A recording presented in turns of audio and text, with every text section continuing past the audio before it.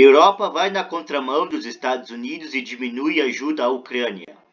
Cidade de São Paulo, Folha Press. Quase 6 meses depois de uma mobilização surpreendente contra a invasão da Ucrânia pela Rússia, a Europa diminuiu drasticamente o envio de recursos para o país. É o que mostram dados recentes do Instituto da Economia Mundial de Kiev, que rastreia doações militares, financeiras e humanitárias para a campanha de ah,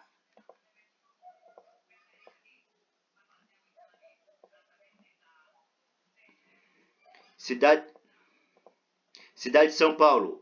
Folha Press. Quase 6 meses depois de uma mobilização surpreendente contra a invasão da Ucrânia pela Rússia, a Europa diminuiu drasticamente o envio de recursos para o país. É o que mostra dados recentes do Instituto da Economia Mundial de Kiev, que rastreia doações militares, financeiras e humanitárias para a campanha de Volodymyr Zelensky desde o início do conflito. Segundo o Instituto Alemão, 6 dos principais países europeus, Reino Unido, Alemanha, França, Espanha, Itália e Polônia, não se comprometeram a fazer novas doações para o fronte em julho. É um tombo e tanto em comparação com os mais de 4 bilhões de euros ou 20 bilhões de reais enviados por essas mesmas nações em abril.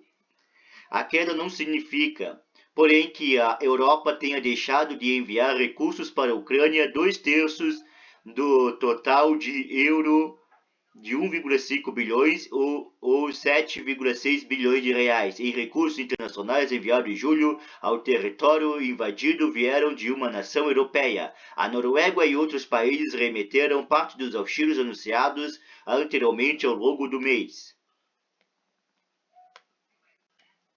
Além disso, no início de agosto, os aliados ocidentais de Zelensky saíram de uma conferência em Copenhague, na Dinamarca, com promessas de novos apoios no montante de mais de 1,5 bilhões de euros ou 7,6 bilhões de reais. Mas os valores mais modestos dessa remessa, assim como a irregularidade nos seus envios, reflete a fadiga desses países com o conflito, a maior crise de segurança do continente desde a Segunda Guerra Mundial. Recém-saídos de uma pandemia, eles enfrentam crises no preço de alimento e de energia que tendem a só agravar nos próximos meses com a chegada do inverno do hemisfério norte. Os efeitos da alta sobre a população levaram no declínio de popularidade de diversos líderes do continente que, em última instância, corroem suas bases e forçando-os a renunciar. Foi o caso, entre outros, o primeiro-ministro do Reino Unido, Boris Johnson, um dos pontas de lança da União da Europa diante da Rússia no início da guerra. Enquanto isso, o apelo midiático da figura Zelensky se desgasta, substituído no noticiário por imagens da guerra brutal em que seu povo luta.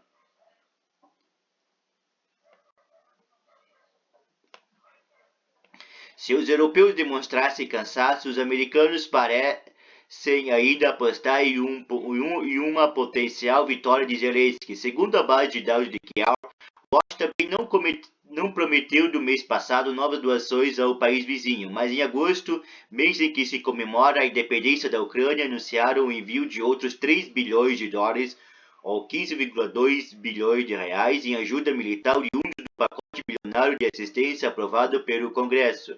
Só em armamento, os Estados Unidos já remeteram mais de 10 bilhões de dólares ou 50,6 bilhões de reais a Kiev, o que equivale a 3 vezes o orçamento militar da Ucrânia. Para Pedro Costa Júnior, cientista político e pesquisador na Universidade de São Paulo, USP, a explicação desse cenário se divide em 3 partes. Em primeiro lugar, diz que os Estados Unidos não podem arriscar uma nova derrota militar depois do vexame da saída do Afeganistão há um ano. Mesmo que indireta, sua presença na Ucrânia é uma amostra de poder bélico e de influência americana, uma demonstração de força especialmente importante em meio à Guerra Fria 2.0 travada em Estados Unidos e China. Costa Júnior afirma que as economias de Moscou e Pequim estão cada vez mais próximas.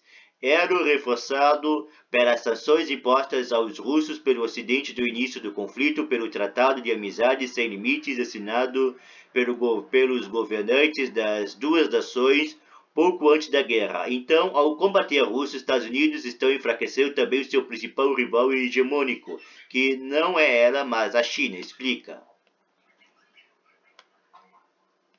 Em segundo lugar, prossegue o pesquisador, por impressionantes que sejam os bilhões enviados à Ucrânia, a guerra lá acontece longe do território dos Estados Unidos, sem a participação de seus soldados. É uma situação diferente da guerra do Afeganistão e do Iraque, por exemplo, o que impacta a forma como ela é vista pelo povo e pela mídia americana. Por fim, a manutenção do conflito é lucrativa para a indústria bélica americana, concluiu Costa Júnior. O lobby de armas é poderosíssimo e bipartidário, com democratas e republicanos. Os efeitos a longo prazo desse envio em massa de armas para o território ucraniano têm preocupado analistas. Afinal, nunca se sabe nas mãos de quem esses equipamentos vão parar depois do conflito. Um dos temores é que eles acabem vendidos para civis ou mesmo sob controle de organizações paramilitares como o Batalhão Azov, grupo paramilitar neonazista que hoje integra a Guarda Nacional da Ucrânia. Embora Costa Júnior declare que sair da guerra não é uma opção para os Estados Unidos, ele afirma que o governo de Biden pode sentir mais fortemente as consequências da guerra nos próximos meses, sobretudo com a aproximação das eleições em meio de mandato de midterms que pode dar um fim à atual maioria democrata do Congresso. A visão é próxima de que Rafael Gomes, internacionalista que lecionou na Universidade Federal dos Urais, na Rússia, é claro que essas ajudas são aplaudidas, mas os próprios americanos questionam se é válido esses gastos excessivos em políticas externas da Ucrânia. Enquanto o conflito se alonga, é provável que as ajudas europeias sejam ainda mais escassas, afirmam os dois analistas, até porque essas nações precisam desse dinheiro para solucionar suas crises internas, segundo Gomes.